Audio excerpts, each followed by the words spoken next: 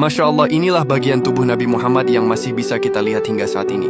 Banyak umat Islam yang belum tahu bahwa tubuh Nabi Muhammad adalah sebaik-baik tubuh yang diciptakan oleh Allah Subhanahu wa Ta'ala. Ajaibnya, ada beberapa bagian tubuh beliau yang terjaga hingga bisa kita saksikan sampai saat ini. Bagian jasad beliau ini tetap awet dan terjaga meski telah berusia ribuan tahun.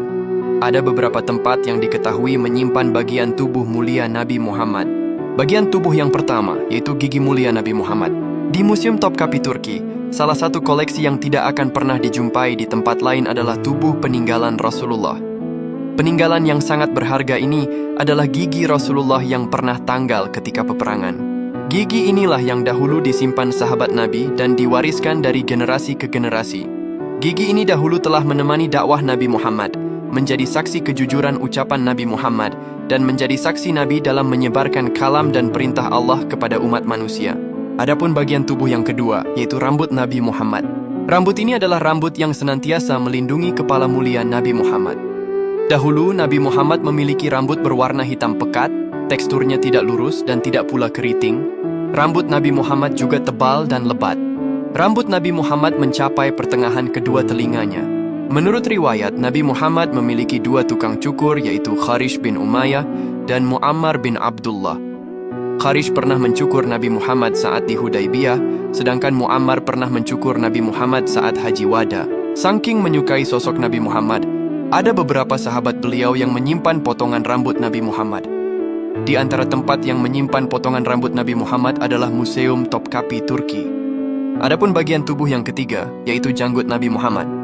Jika kalian mengunjungi Masjid Eyüp Sultan di Istanbul, Turki, maka kalian akan menjumpai warisan janggut Nabi Muhammad yang telah dimuseumkan selama berabad-abad lamanya.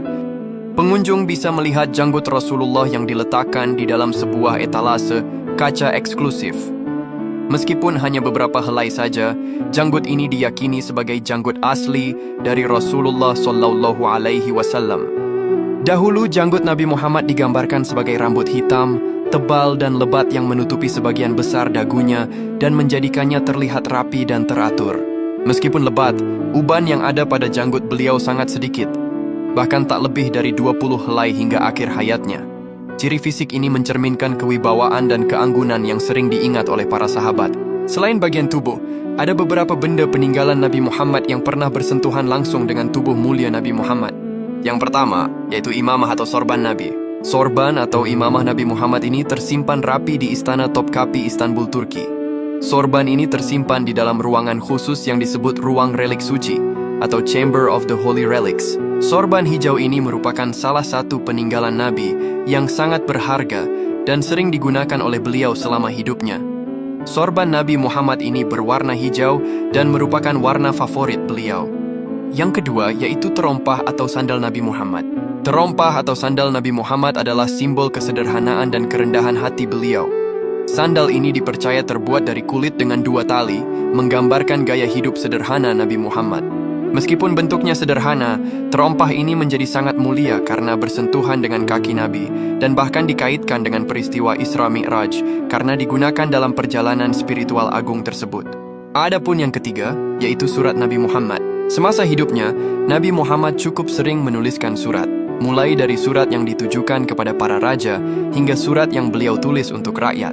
Contohnya selembar surat dari Rasulullah untuk Raja Habasyah Najasyi. Lalu ada juga surat Nabi yang ia berikan kepada Kaisar Romawi kala itu, yang mana bahkan lengkap dengan stempel khusus dari Nabi. Ada pula surat untuk Raja Heraklius di Romawi, surat Nabi untuk Raja Makaukas Mesir, hingga surat yang diperuntukkan oleh Nabi kepada rakyat Oman.